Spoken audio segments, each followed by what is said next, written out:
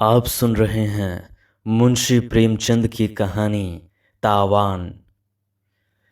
छकौड़ी लाल ने दुकान खोली और कपड़े के थानों को निकाल निकाल रखने लगा कि एक महिला दो स्वयंसेवकों के साथ उसकी दुकान छेकने आ पहुंची। छकौड़ी के प्राण निकल गए। महिला ने तिरस्कार करके कहा, क्यों लाला, तुमने सील तोड़ डाली ना? अच्छी बात है, देखें तुम कैसे एक गिरह कपड़ा भी बेच लेते हो। भले आदमी, तुम्हें शर्म नहीं आती कि देश में ये संग्राम छिड़ा हुआ है और तुम विलायती कपड़ा बेच रहे हो? डूब मरना चाहिए।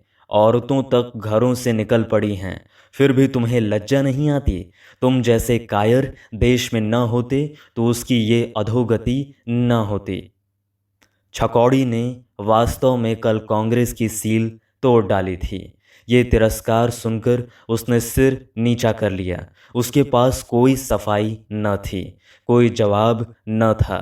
उसकी दुकान बहुत छोटी थी, लेहने पर कपड़े लाकर बेचा करता था, यही जीविका थी। इसी पर वृद्धा माता, रोगिणी स्त्री और 5 बेटे बेटियों का निर्वाह होता था। जब स्वराज्य संग्राम छिड़ा और सभी बजाज विलायती कपड़ों पर मोहरें लगवाने लगे तो उसने भी मोहर लगवा ली। 10-5 थान स्वदेशी कपड़ों के उधार लाकर दुकान पर रख लिए, पर कपड़ों का मेल न था, इसलिए बिक्री कम होती थी। कोई भूला भटका ग्राहक आ जाता तो रुपया 8 आने की बिक्री हो जाती। दिन भर दुकान में तपस्या सी करके पहर रात को घर लौट जाता था। गृहस्थी का खर्च इस बिक्री में क्या चलता।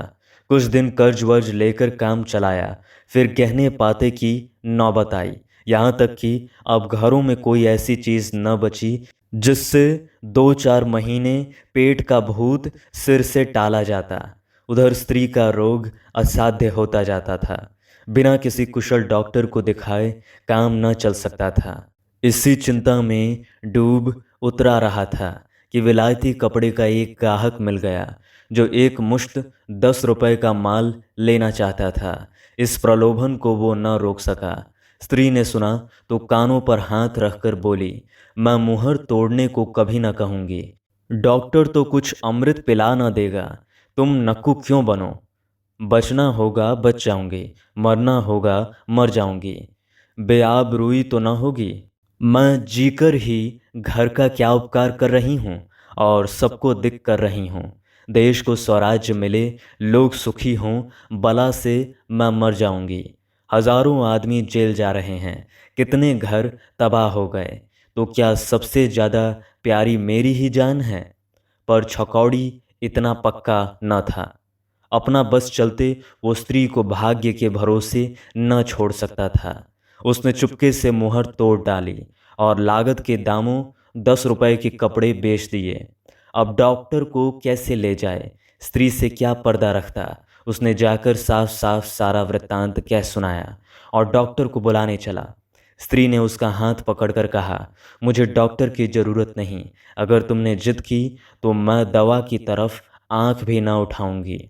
छकौड़ी और उसकी माँ ने रोगिणी को बहुत समझाया, पर वो डॉक्टर को बुलाने पर राजी ना हुई। छकौड़ी ने 10 रुपए उठाकर कुइयाँ में फेंक दिए और बिना कुछ खाए पिए किस्मत को रोता झींकता दुकान पर चला गया। उसी वक्त पिकेट करने वाले आ पहुँचे और उसे फटकारना शुरू कर दिया। पड़ोस के दुकानदार ने कांग्रेस कमेटी में जाकर चुगली खाई थी। छकौड़ी ने महिला के लिए अंदर से लोहे की एक टूटी बेरंग कुर्सी निकाली और लपक कर उनके लिए पान लाया। जब वो पान खाकर कुर्सी पर बैठी तो उसने अपने अपराध के लिए क्षमा मांगी। बोला, बहन जी, बेशक मुझसे ये अपराध हुआ है, लेकिन मैंने मजबूर होकर मुहर तोड़ी। अब की मुझे मुआफ़ी दीजिए, फिर ऐसी खता न होगी। देश सेविका ने थानेदारों के रोब के साथ कहा, यौन अपराध क्षमा नहीं हो सकता, तुम्हें इसका तावान देना पड़ेगा। तुमने कांग्रेस के साथ विश्वासघात किया है और इसका तुम्हें दंड मिलेगा। आज ही बॉयकॉट कमेटी में यह मामला पेश होगा। छकौड़ी बहुत ही विनीत, बहुत ही सहिष्णु था। लेकिन चिंताग्नि में तपकर उसका हृदय उस दशा को पहुंच गया था जब एक चोट भी चिंगारियां पैदा करती हैं।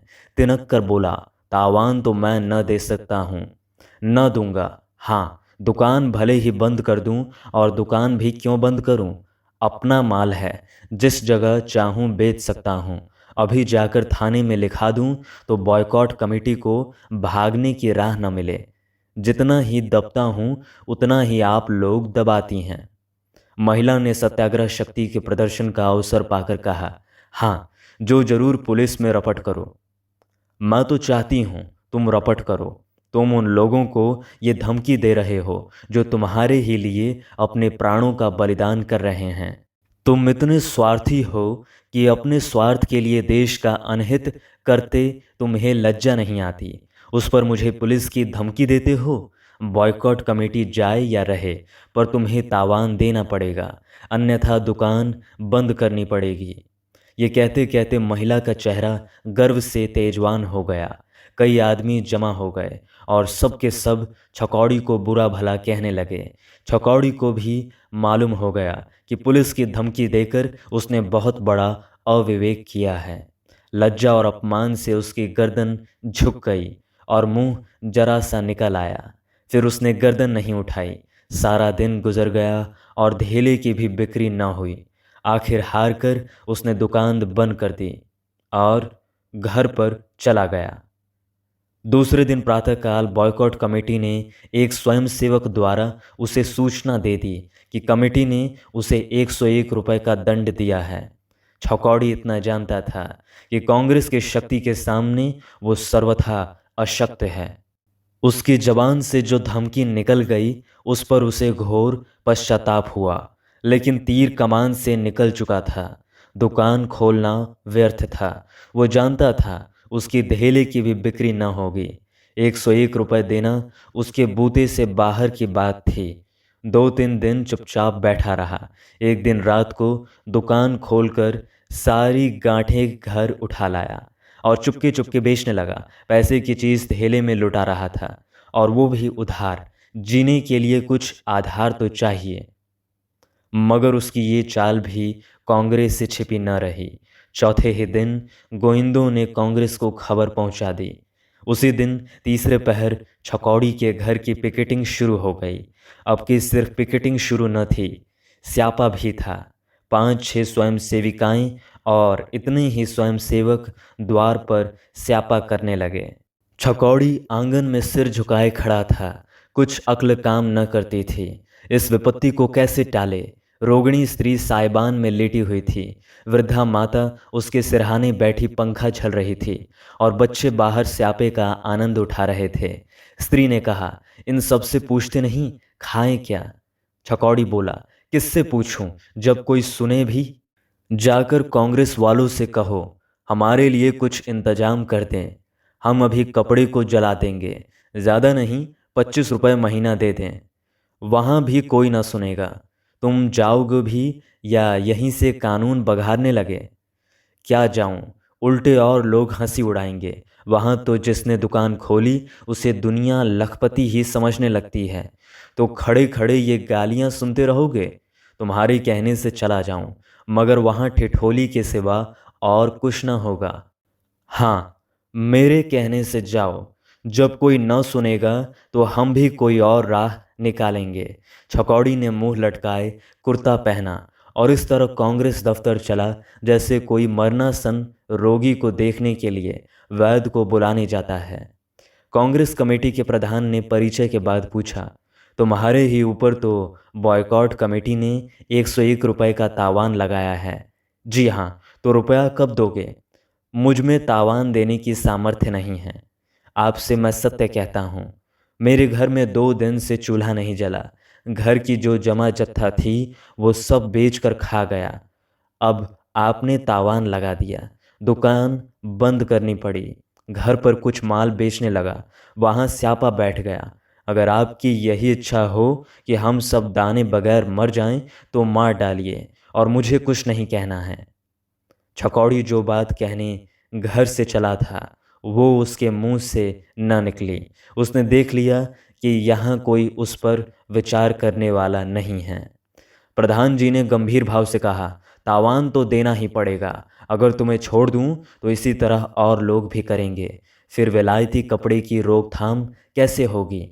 मैं आपसे जो कह रहा हूं उस पर आपको विश्वास नहीं आता। मैं जानता हूं तुम मालदार आदमी हो। मेरे घर की तलाशी ले लीजिए, मैं इन चकमों में नहीं आता। छकौड़ी ने उद्दंड होकर कहा, तो ये कहिए कि आप देश सेवा नहीं कर रहे हैं, गरीबों का खून चूस रहे हैं। पुलिस वाले कानून पहलू से लेते हैं, आप गैरकानूनी पहलू से लेते हैं। नतीजा एक है, आप भी अपमान करते हैं, वो भी अपमान करते हैं। मैं कसम खा रहा हूँ कि मेरे घर में खाने के लिए दाना नहीं है। मेरी स्त्री खाट पर पड़ी पड़ी मर रही है, फिर भी आपको विश्वास नहीं आता। आप मुझे कांग्रेस का काम करने के लिए नौकर रख लीजिए, 25 रुपये महीना दीजिएगा। इससे ज़्यादा अपनी गरीबी का और क्या प्रमाण दूं? अगर मेरा काम संतोष के लायक न हो तो 1 महीने के बाद मुझे निकाल दीजिएगा। ये समझ लीजिए कि जब मैं आपकी गुलामी करने को तैयार हुआ हूँ तो इसलिए कि मुझे दूसरा कोई आधार नहीं है। हम व्यापारी लोग अपना बस चलते किसी की चाकरी नहीं करते। जमाना बिगड़ा हुआ है, नहीं 101 रुपये के लिए इतना हाथ पांव न जोड़ता। प्रधान जी हंसकर बोले, ये तो तुमने नई चाल चली। चाल नहीं चल रहा हूँ, अपनी विपत्ति कथा कह रहा हूँ। कांग्रेस के पास इतने रुपए नहीं हैं कि वो मोटों को खिलाती फिरें। अब भी आप मुझे मोटा कहे जाएंगे? तुम मोटे हो ही, मुझ पर जरा भी दया न कीजिएगा।